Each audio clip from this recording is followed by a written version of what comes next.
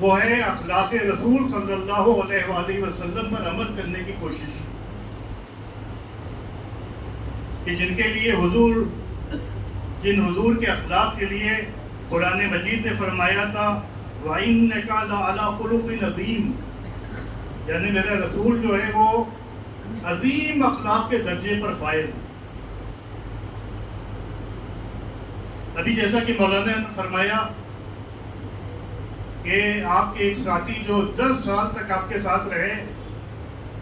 اور آپ حضور کی خدمت کی، لیکن وہ فرماتے ہیں کہ حضور نے 10 سال میں اف تک نہیں۔ یہ کریکٹر ہے، یہ مورلز ہیں میرے رسول کے، میرے حبیب کی۔ غلاموں کے ساتھ حسن سلوک کرنا، فقط رسول کی یہ سیرت نہیں ہے بلکہ آپ کی محبوب ترین بیٹی حضرت فاطمہ زہرا، ان کی بھی یہ سیرت رہی کہ ایک گھر کا کام ایک دن وہ خود کرتی تھی اور ایک دن ان کی کنیز حضرت حفصہ کرتی تھی۔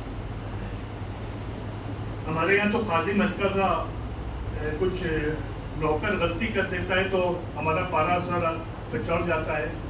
لیکن یہ اخلاق رسول ہے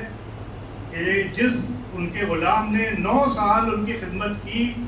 وہ اس بات کی گواہی دے رہا ہے کہ 9 سال نہ مجھے کبھی ڈانٹا، نہ کبھی مجھے ٹوکا، نہ کبھی میرے کام میں کوئی کمی نکالی۔ اور آخری بات اس سلسلے میں میرے عزیزوں، علماء جو کہتے ہیں بالکل صحیح کہتے ہیں کہ غیر مسلمین ہماری نمازوں سے متاثر نہیں ہوں گے، غیر مسلمین ہمارے روزوں سے متاثر نہیں ہوں گے، غیر مسلمین ہمارے قرآن کی تلاوت سے متاثر نہیں ہوں گے، بلکہ وہ امپریس ہوں گے، وہ متاثر ہوں گے ہمارے اخلاق سے،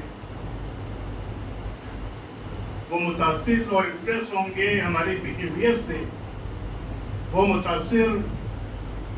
اور امپریس ہوں گے ہمارے مینرز سے۔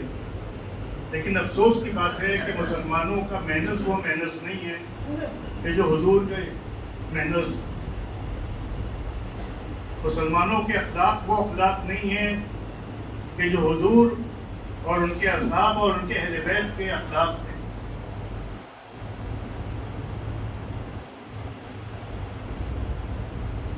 رسول خدا کے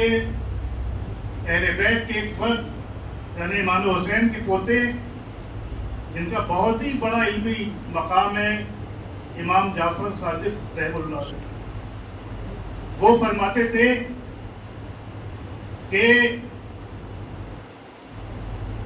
دنیا تمہاری نمازوں سے متاثر نہیں ہوگی، تمہارے روزوں سے متاثر نہیں ہوگی، بلکہ تمہیں 3 کام کرنا پڑیں گے۔ وہ کام کیا؟ کہ جب بات کرنا تو ہمیشہ سچ بولنا، جب بات کرنا تو ہمیشہ سچ بولنا، جب تمہارے پاس کوئی امانت رکھوائی جائے تو ہرگز اس میں خیانت نہ کرنا بلکہ امین بنے رہنا، اور تیسری بات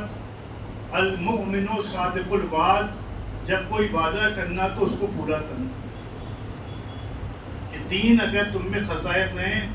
اور تم میں خوبیاں ہیں تب دنیا تمہارے جو کردار ہے اس میں متاثر ہو۔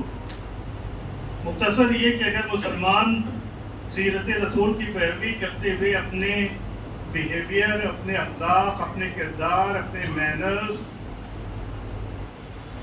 کی اصلاح کریں تو دنیا ان کی طرف کھینچی چلی آئی۔ اور بس آخری، چونکہ وقت بہت تیزی سے گزر رہا ہے،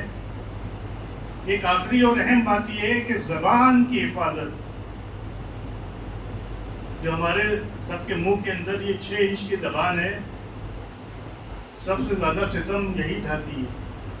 سب سے زیادہ فتنہ یہی کھڑا کرتی ہے، سب سے زیادہ فساد یہی کھڑا کرتی ہے۔ اسی لیے حدیثوں میں آیا ہے کہ جو سب سے زیادہ دوزخ میں جائیں گے